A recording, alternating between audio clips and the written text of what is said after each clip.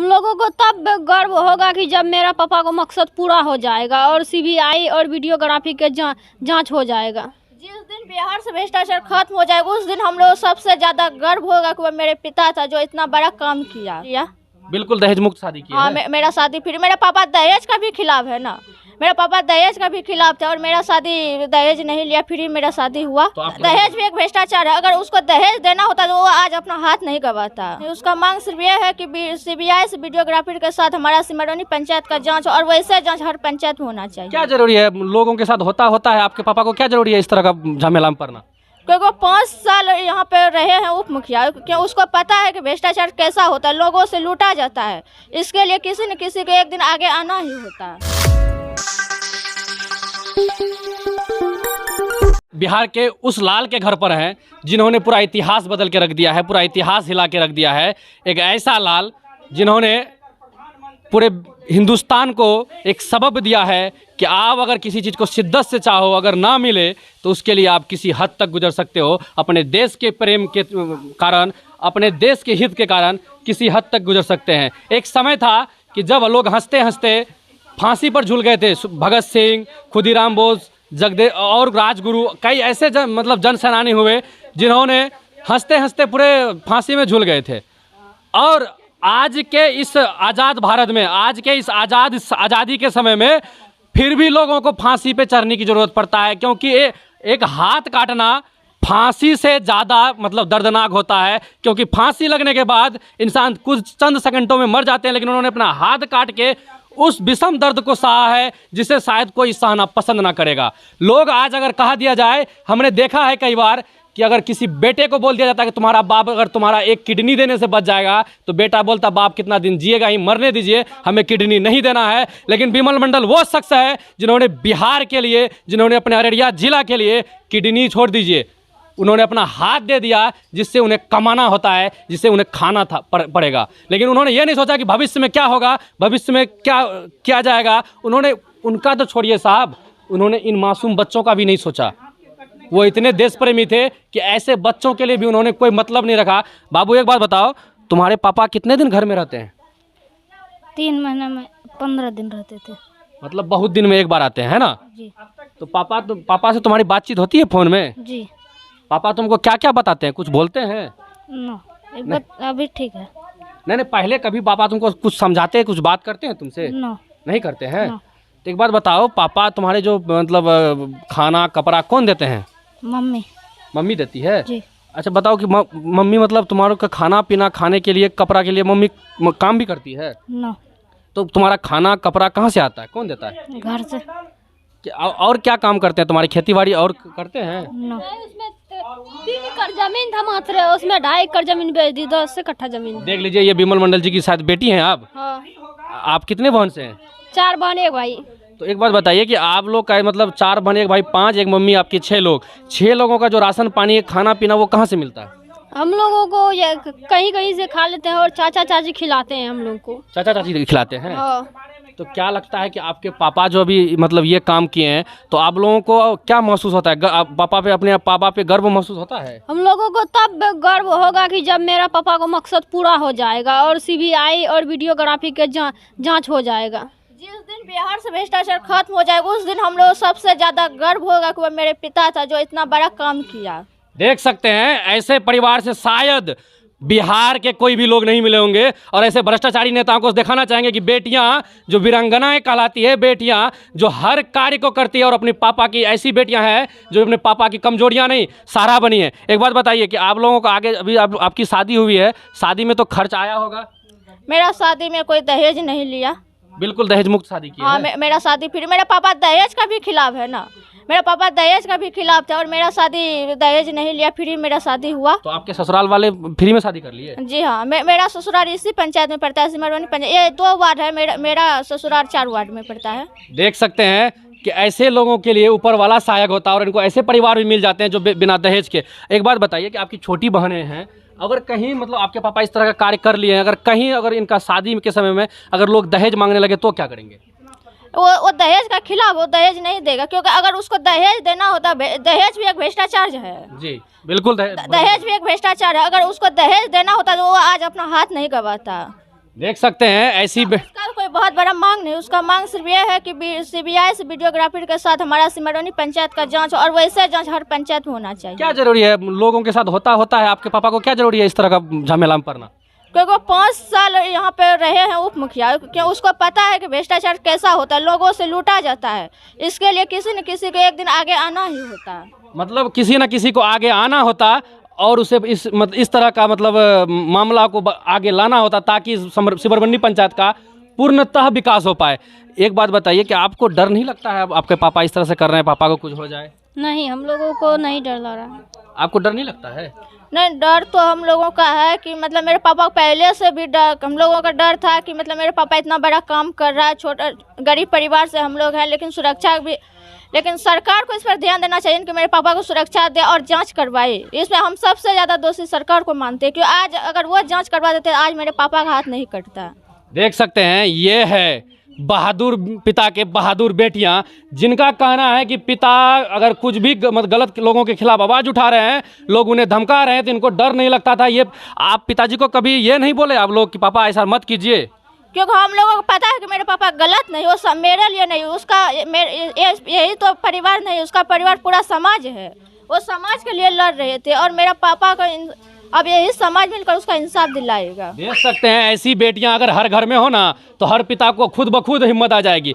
इनका कहना है कि हमारे पिता का सिर्फ हम ही लोग परिवार नहीं है, पूरा समाज परिवार है। वो अपने समाज परिवार के लिए लड़ रहा है तो वो जायज़ है। अपने पिता की कभी भी कमजोरी नहीं बनी है, ये लोग अपने पिता का हिम्मत बना है। और यही कारण है कि आज विमल मंडल इतना बड़ा कदम उठा चुका है कि जिससे आज पूरा देश कपकपा चुका है, पूरा भ्रष्ट सिस्टम कपकपा चुका है। बहन आप एक बात बताइए कि आप पढ़ती हैं? हाँ। आपको पढ़ लिख के क्या बनना है?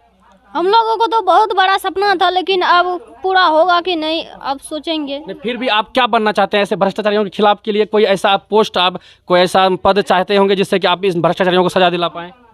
हम लोगों को तो बहुत बड़ा सपना था कि हम लोग पढ़ लिख के कुछ बनेंगे, लेकिन मेरा पापा को हाथ कट गया। अब हम लोग को सपना पूरा होगा कि नहीं? देखिए इनका पिता हाथ काट चुके हैं, आर्थिक रूप से अब ये लोग कमज़ोर हो चुके हैं, लेकिन इन बेटियों को भी पढ़ने की ज़रूरत है। और हम माननीय मुख्यमंत्री जी से कहना चाहेंगे, माननीय उप मुख्यमंत्री जी से भी कहना चाहेंगे कि ऐसी बेटियों का मदद करें। ये ऐसा आग बनेगा, एक ऐसा अंगार बनेगा। मेरा पापा तो ये भी कहा कि अगर मेरा ये मांग पूरा नहीं हुआ तो मैं अपना अभी हाथ काटें, लेकिन हम अपना जान भी दे देंगे। अगर इस पर भी सरकार नहीं सुना तो अब क्या करेगा सरकार?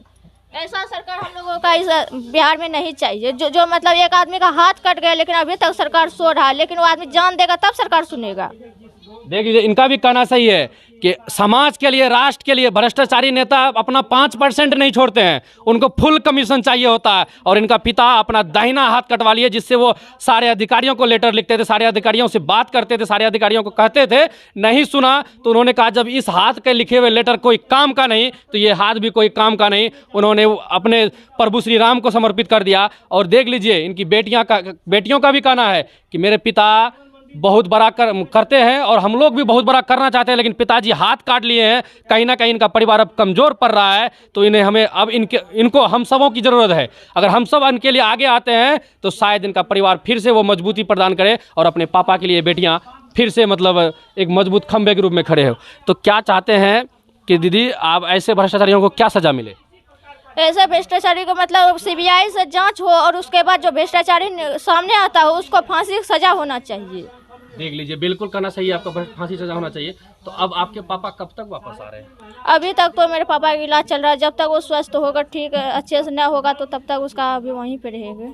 आपके अभी ससुराल वाले मतलब क्या सोचते होंगे? आपको कुछ बोलते हैं या वो लोग आते हैं आपके साथ हैं? नहीं, मेरा हस्बैंड इसमें कोई अति न है।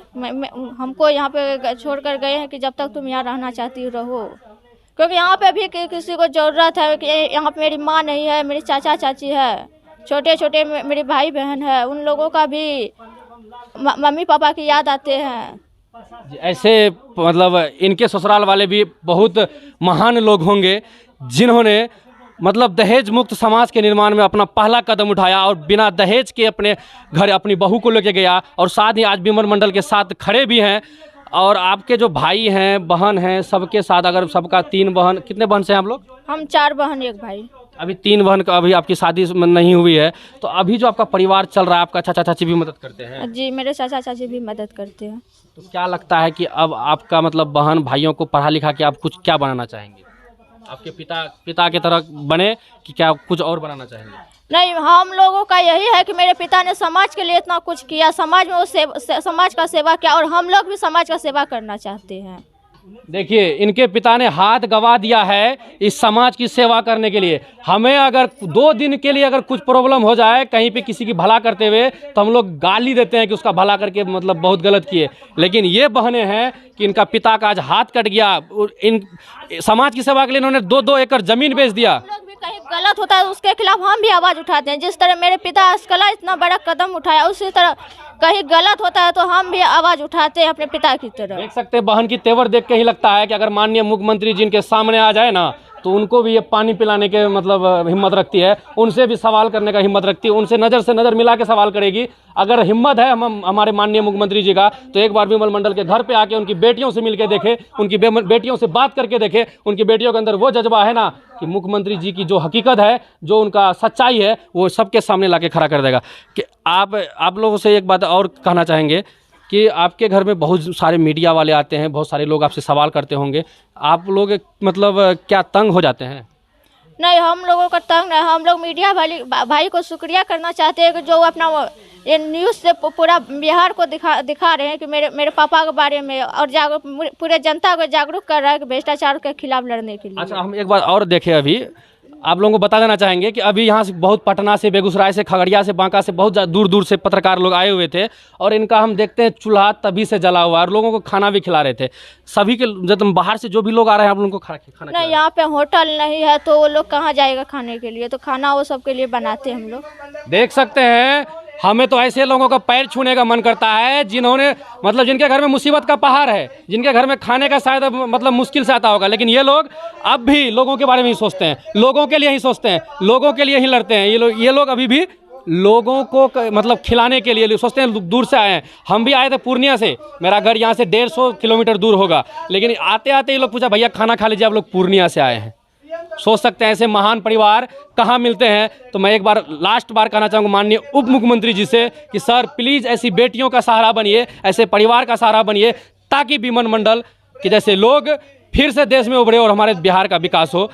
इस तरह का अगर नहीं हुआ तो बिहार बिल्कुल दवा कुचला चला जाएगा, पूरा बर्बाद हो जाएगा। अच्छा, एक बात बताइए दीदी कि और अन्य समाज में देखा जाता है कि बेटियों को मतलब नीचे छुपा के रखा जाता है, बेटियों को लोगों के सामने जाने नहीं दिया जाता है। आपके पापा कैसे थे कि आपको सबके सामने जाने दिया, आपको बोलने का हिम्मत दिया?